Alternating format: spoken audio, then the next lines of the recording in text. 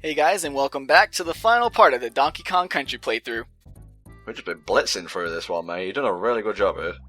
Oh, thanks.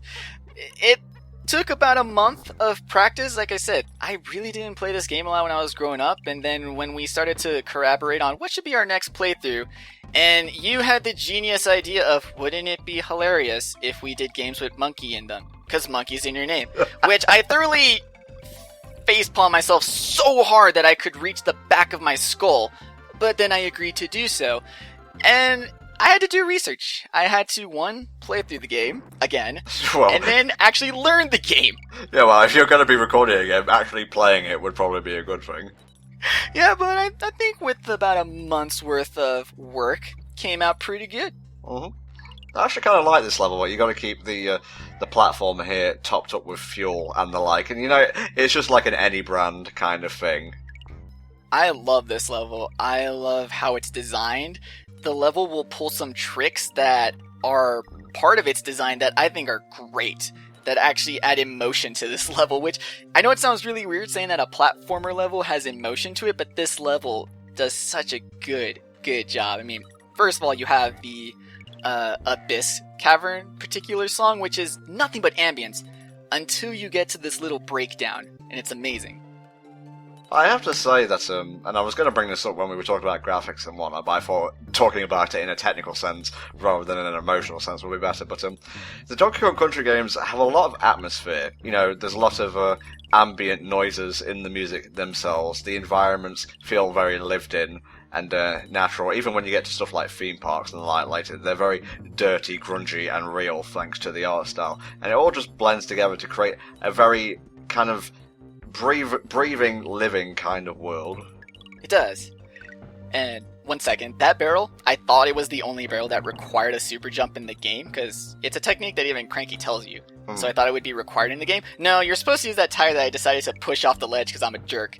Okay. But in terms of the world being livable, it is true, because even when you say that there are amusement parks in Donkey Kong Country, if you've only played the first game, that sounds really stupid, because it's an uninhabited island. Why are there amusement parks? But then the way you say it, the way they design it as being all dirty, grungy, it's well, it's uninhabited now, but maybe this was a popular area. Maybe these factories that were here, maybe they're old ruins too. There are other kinds of ruins. It's not outside the possibility of Donkey Kong Country. Well, the second game is set on the Kremlings' homeworld. You're basically going there to take the fight to them. So it's just a place for the Kremlings to kick back and unwind. And when we eventually get to there, you'll be seeing Kremling races and the like. And those are some of the best levels in the game. Yeah, and once again, that does show it's a theme, but I don't think they're using it as a theme for the game. That there is a very big, nature and industry theme going on in the Donkey Kong Country, but it's never preachy. It's just really there if you see it and if you look for it, and it's appreciated. I like that even games can have themes akin to, movies. It's funny how similar Sonic 1 and this are to each other, in terms of level tropes, in terms of what could be an implied message. And the weird thing is that they did have their mind occupied when they were making this game with Sega in some aspect. This is 94. This is the height, almost towards the end of the 16-bit console war. Nintendo outright told Rare, you need to take this into consideration when you're making your game, that the very lifespan of the SNES rests in their hands. So, yeah, way to put pressure on these guys. And so they were thinking a lot about what was being released on the Genesis, so that could also go into it. But I feel like a lot of the ideas for Donkey Kong Country, while seeming to be inspired by or being familiar to other things in games, everything feels very original. Nothing feels like, oh, this is so X from game Y. And even then, when they're talking about it, they mention that even during development, that even if the director Stamper didn't like an idea, he would just outright tell them. He said, this is not a good idea, trash it. But any idea that he even remotely liked, he gave them the freedom to develop it and see if it ends up fitting in. So I love listening to how Rare's original development formula worked. because it felt so personal. It felt very human. There was a lot of drama behind everything, but everyone felt really close. Well, where did they work at exactly? I believe it's called like Trywoods or Twywood. It's a place in England, and I asked you about a zoo that's in that city. Ah, Twycross Zoo. Twycross, that is it.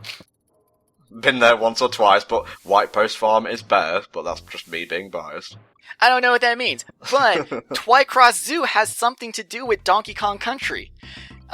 When they wanted to actually do research for the movement of Donkey Kong, they went to the Twycross Zoo, which has one of the largest collections of primates in any captivity. They decided to go and take notes for how the gorillas moved, and also try and record gorilla sounds. The problem is that gorillas in captivity are not very mobile. They're not energetic. They don't give a shit, basically. Yeah, so what happened was, what little, if any, movement they were able to document, they couldn't use. And in terms of the sounds, feeding time is a universal thing in the zoo. Like, you don't just feed this animal at that animal at this time. You feed the whole zoo at specific times. So anytime they were trying to get the gorilla sounds during feeding, the zoo was in a ruckus, so they couldn't use any of their sounds. So all the research that they thought they were going to get out of the zoo amounted to nothing. Damn. Yep, so that's why Donkey Kong run's kind of funny, is that rather than basing his movements on an actual gorilla, his run is actually based on the galloping of a horse. Huh, yeah, I can kind of see that. Whereas Diddy's, he's a monkey. I know a lot of people want to say he's a chimp, but no. His is pretty similar to just a crouching human, just with really long arms dragging on the ground. Like when a kid will run up the stairs on all fours. Something like that, but Donkey Kong runs literally on all fours, which is not something gorillas do, but hey, I just explained why. Loopy Lights, this one that we're in, is the worst level in the game. I just want to put that out there. I hate this level, I hate the design, I hate the gimmick, I hate that it's in the game. If I had a say in what could fix this game, remove Loopy Lights. I take it you had to do a retake or two on this one then. A lot. A lot. Yeah, I guess this is your equivalent of my Shamar day. Pretty much. Like, I can understand hard levels, but this is just stupid and silly. And if you can't tell what I'm doing, don't worry. Neither did I for half the level while recording. Sometimes you just gotta say fuck it and roll with it, mate. I got through some of the harder levels in Donkey Kong Country 3 that way. And I love this part of the level, where you really don't have enough time to get through. I was bouncing on tires back there. You don't have enough time to get to the end before the lights turn off. So you get to the platform, turn on the lights, and zingers. Zingers everywhere. And you're like, fuck, when is this level over? I like that one claptrap at the end just before the exit. I don't know who designed that level. It just seems so out of place and so much more dickish than everything else in the game. And I didn't get a chance to talk about it, but I don't like Candy Kong. Not fun. I don't. Because I can understand she's Donkey's girlfriend, and, giving Donkey a love interest, while unnecessary, is totally fine. But every character in this game is pretty biologically accurate. Donkey Kong looks like a gorilla. Diddy looks like a monkey. Why is it that Donkey Kong's monkey girlfriend is humanized? Why? Well, let's just blame Rare for sparking the furry boom and be done with it. I guess you could have just made Candy look like an ape like everyone else, even though looking like a human does mean she looks like an ape. But well, you know what they did to Tiny Kong, right? Yes, I saw that, and I like Tiny. Yeah, she was basically well, I think she's Dixie's little sister. She is, yeah. Dixie and Tiny are related, but Tiny and Candy are not. Okay, but when they Tiny originated in DK64, just to give you a bit of backstory, and because Rare were able to develop for Nintendo just on the DS, they decided to do a remake or an up-port or whatever of Diddy Kong Racing, and because they couldn't use certain characters, I think Banjo and the like, they basically started roping in other characters and redesigned Tiny Kong to basically give her an older makeover, and she kind of looks like Candy Kong but with more clothes. The time spent with Microsoft did a number on their creativity. Yeah. And this is the last level, Platform Perils. It's a really cool, I like it level, and it's actually one of the few levels in the last world that has tricks. All the other levels in this world are pretty much, just jump through everything and try not to die. This is the only one that has trick jumps. And almost suicides that I just totally roll with, and I'm just gonna say I was bored and decided to almost kill myself. Oh, you almost gave me a heart attack there, mate, Jesus. Oh, come on, Tom, you have no sense of drama. No style, no grace, funny face, all ticked.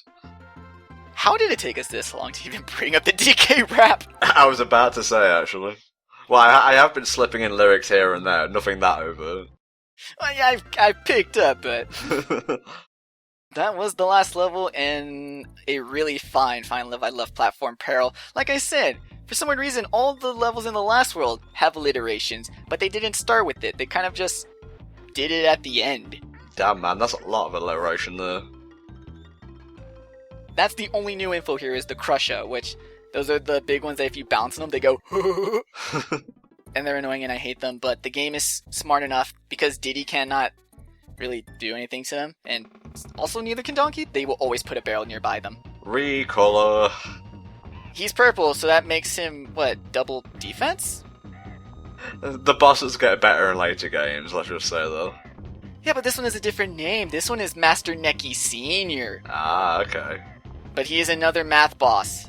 Whatever he does for the first round, he will increase it in number, in this case spitting up coconuts, and then with everyone increasing, then you can hit him.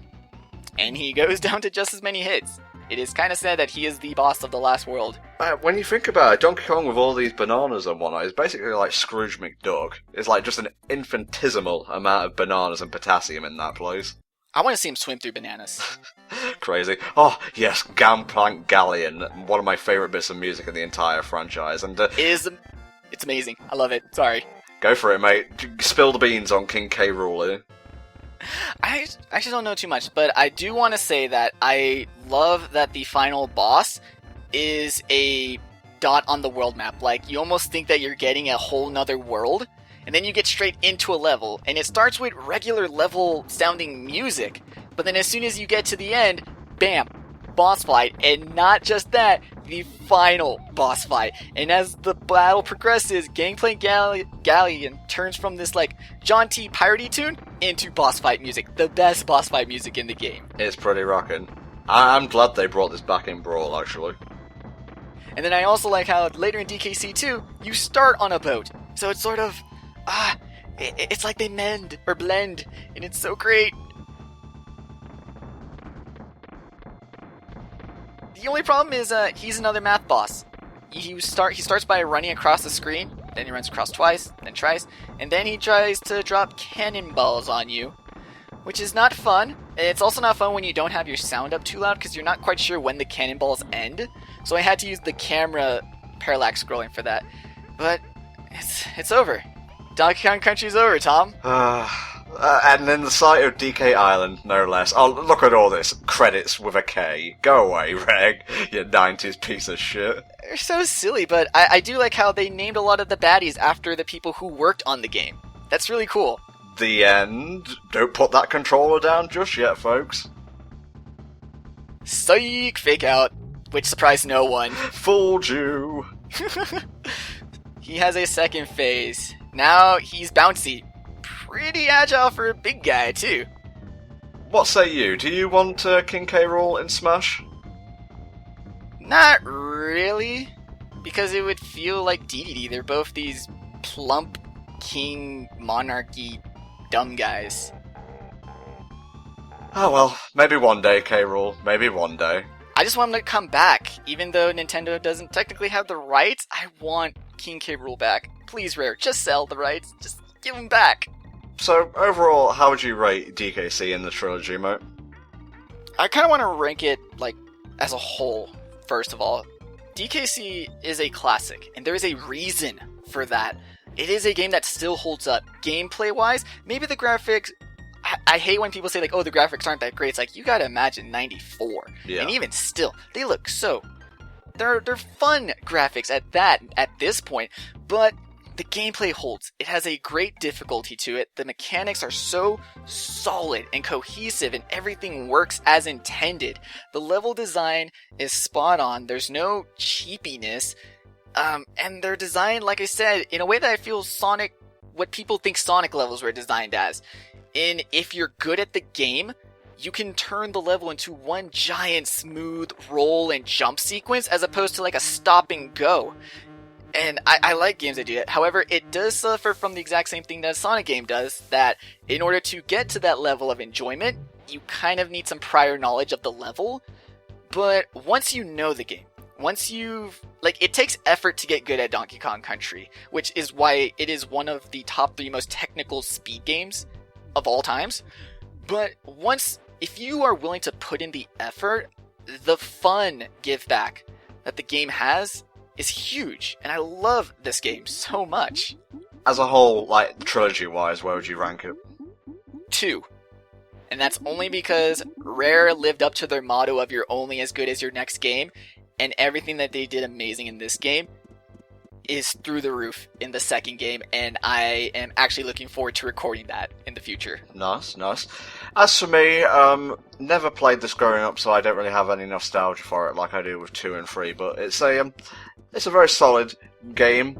The tropes are kind of a bit which they improve upon in the second game, but they do it more naturally here, so if you're like more down for that kind of thing, I guess you'll enjoy it. But I would have to say, and I don't mean this as a backhanded compliment, the Contra games got better as they went on, at least for me, so this would have to be my least favourite of the trilogy, but much like with Spyro 1, things just got better as they went on, and every game in the trilogy, both trilogies, is just really great, really. This is also a really fun thing that they do. Rare always has this very cute sense of humor of what are the expectations or the sort of trope of games. And looking back, it does seem cheesy, but once again, Rare lives very topical and modern to the games at the times that they come out. So this credit sequence is cool. The only thing that throws me off is Candy in the background wearing Playboy bunny ears. Yeah, no thanks. I think that's just a bow, mate, as you can see right there. Maybe. Hopefully. Just your terrible imagination kicking in.